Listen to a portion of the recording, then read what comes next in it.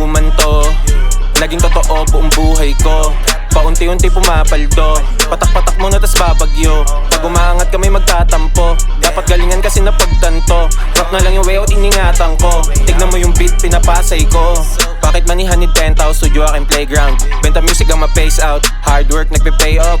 Pang-living the dream kasama day ones, pumay pera kahit day off. Kapag nagkaroon ka, di kang hate siya. Di ko need ng bitch, kailangan ko lang ng paper. Makapal, di ma-stapler.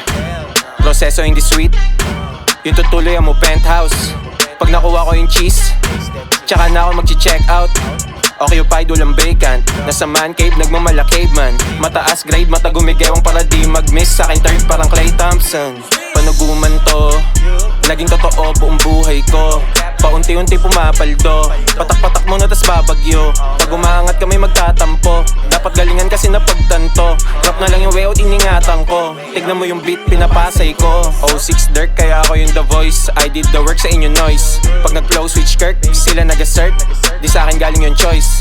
Huli na wag mo nang i-deny. Hindi sa pilitang kuha, sila kusa yung nagbibigay. Halata naman na ako ginagaya, kaya dapat lang na may credit sa written by. Flow ko pati rhyming, sinashoplift.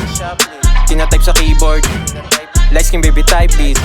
Hindi ka tapat umisod, gumagalaw to nang walang guidelines. Elementary pa lang ako, laman ng guidance. Buti nung nag-college, sumalino sa akin finance. Umupo sa cliff kasi my turn. Yeah, panaguman to, naging totoo buong buhay ko. Paunti-unti pumapaldo, patak-patak muna tas babagyo. Pag umaangat kami magtatampo, dapat galingan kasi napagtanto. Rap na lang yung way out, iningatan ko. Tignan mo yung beat, pinapasay ko.